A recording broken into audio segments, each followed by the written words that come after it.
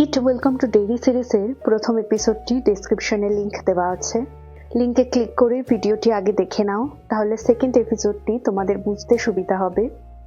আর horror movie বা সিরিজের explanation পেতে হলে আমাদের চ্যানেলটাকে অবশ্যই সাবস্ক্রাইব করে রাখো। তো চলো ভিডিওটা শুরু করা যাক। ক্যাপিটাল থিয়েটারের ঘটনায় পুলিশ পোক্ত কোনো প্রমাণ পায় না, কারণ সেখানে কারোর বডি পাওয়া যায়নি। সাথে রনি আর লিলির মতে ঘটনার সময় হ্যাঙ্ক সেখানে ছিল না। আবার হ্যাঙ্কের মায়ের মতে সেদিন পুরো সন্ধ্যা সে বাড়িতেই ছিল, কিন্তু তারপরও পুলিশ তাকে সন্দেহ করছে শুধুমাত্র সে ব্ল্যাক বলে। তাই হ্যাঙ্ক চাইছে না এই ঘটনার জন্য রনি স্কুলে যাক, কারণ এতে সমস্যা উল্টে বাড়বে। এদিকে লি রয় ডেরিতে শিফট করে এবং সাথে তার পরিবারও থাকতে আসে, মানে ওর স্ত্রী শার্লট এবং একমাত্র ছেলে উইল ছেলেটা ভীষণ জিনিয়াস, তার বিজ্ঞান নিয়ে খুব ইন্টারেস্ট। তাই লি রয় ওকে একটা মিনি টেলিস্কোপ গিফট করে। পরের দিন রনি স্কুলে আসলে লিলির সাথে ওকে দেখে শুরু হয়ে যায় গুঞ্জন।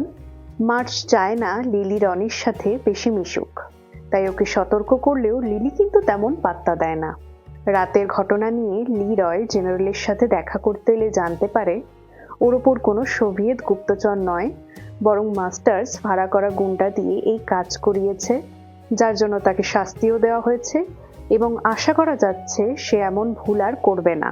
কিন্তু লি রয়ের মনে সন্দেহ জাগে, কারণ যারা হামলা করছিল তারা কিন্তু যথেষ্ট ট্রেন্ড এবং ওরা যে বন্দুকটা ক্যারি করছিল সেটা অ্যাটলিস্ট মাস্টার্সের মতো সাধারণ ট্রেনারের পক্ষে চালানো সম্ভব নয়।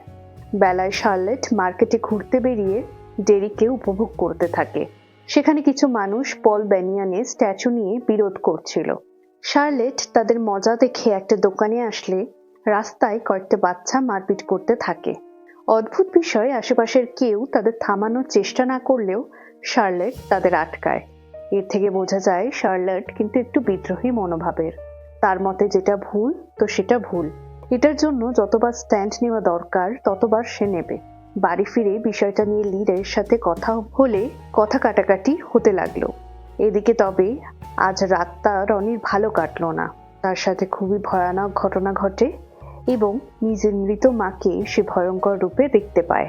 সে নিজেকে মায়ের পেট থেকে বেরিয়ে আসতে দেখছিল। আসলে রনিকে প্রসব করার সময় তার মা মারা গেছিলেন। তবে একটা সময় হ্যাঙ্ক চলে আসলে তার এই দুঃস্বপ্ন কেটে যায়। বেসিক্যালি পেনিওয়াইজ এখানে রনিকে হন্ট করছে। এরপর আমাদের এক বারে দৃশ্য দেখানো হয় যেখানে 3 ইয়ারম্যান বন্ধু আড্ডা দিচ্ছিল। তাদের মধ্যে একজন ছিল হ্যালোরিন এবং বাকি দুজন রেজি আর জ্যাক্স। তাদের কথাবার্তায় জানা যায় লিডের উপর হামলার ঘটনা নিয়ে ব্ল্যাকম্যানদেরকেও জিজ্ঞাসাবাদ করা হচ্ছে, শুধুমাত্র হ্যালোরিনকে বাদ দিয়ে, কারণ সে নাকি কোনো সিক্রেট স্পাই মিশনে আছে। এমন সময় সেখানে চিফ আসলে ডেরির কাউন্সিলরও কিছু লোক কোনো প্রমাণ ছাড়াই হ্যাঙ্ককে গ্রেপ্তার করা নিয়ে জোর দেয়। তারা ইনডাইরেক্টলি এটাও বলে যে হ্যাঙ্ককে গ্রেপ্তার না করলে ওরা তাদের বদলি করে দেবে। এই ব্যাপার নিয়ে সে বিব্রত হয়ে পড়লে চিফ হ্যালোরিনদের গ্রুপকে হাসাহাসি করতে দেখে তাদের উপর নজরদারি করতে পাঠালে হ্যালোরিন তাদের নিয়ে এয়ারবেসের দিকে হাঁটা দেয়। তবে মেইন গেটে আসলে একজন গার্ড তাদের সাথে মিসবিহেভ করলে হ্যালোরিন তার ঊর্ধ্বতন কর্মকর্তার সাথে কথা বলিয়ে তার ক্ষমতা দেখালে গার্ড তাদের ছেড়ে দেয়। পরের দিন সকালে দেখা যায় মিলিটারির দল একটা সাইটে ঘোরাঘুরি করছে।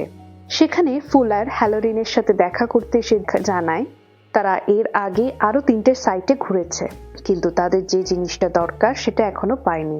তাই এইবারও যদি ফেল হয় তাহলে হ্যালোরিনকে যে স্পেশাল সুযোগ সুবিধা দেওয়া হচ্ছে সেটা বাতিল হবে।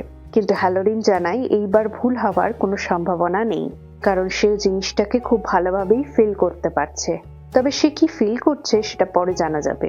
অন্যদিকে স্কুলের টিফিন টাইমে লিলিকে রনি কাল রাতের ঘটনা জানায় এবং তার সাথে রিকোয়েস্ট করে সে যেন পুলিশকে থিয়েটারে ডেভিল বেবিকে দেখার ব্যাপারটা জানায়, যাতে পুলিশ তার বাবাকে গ্রেপ্তার না করে।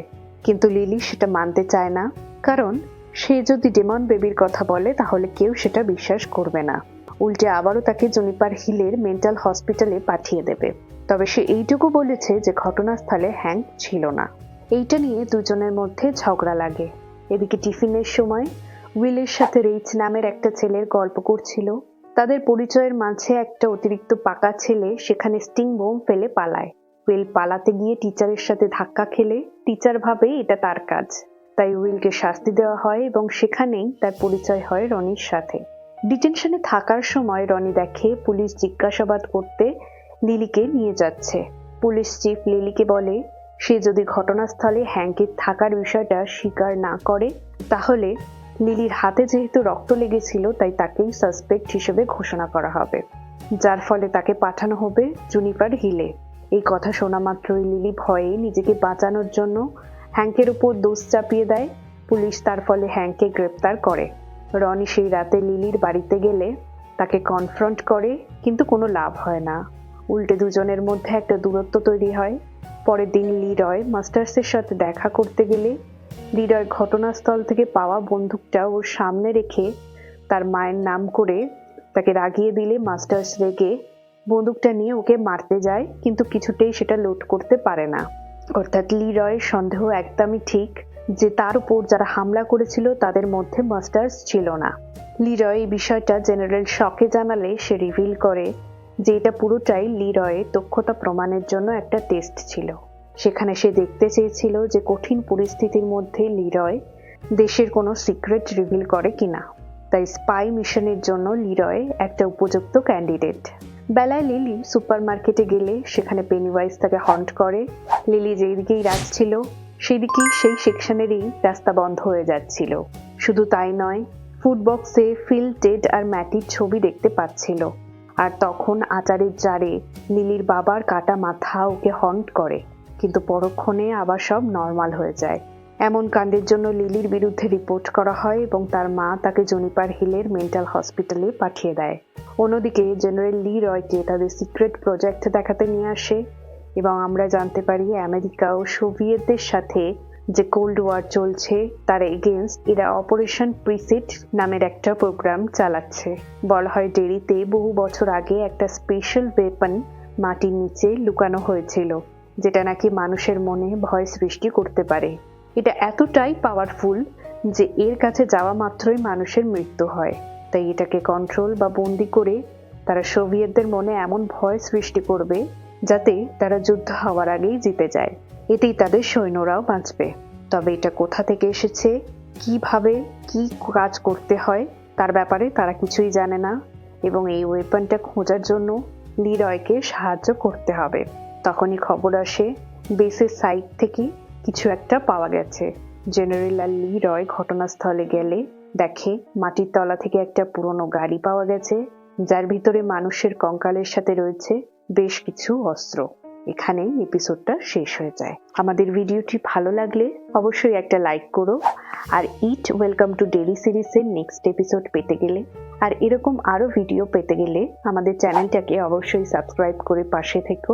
দেখা হবে নেক্সট ভিডিওতে। নমস্কার।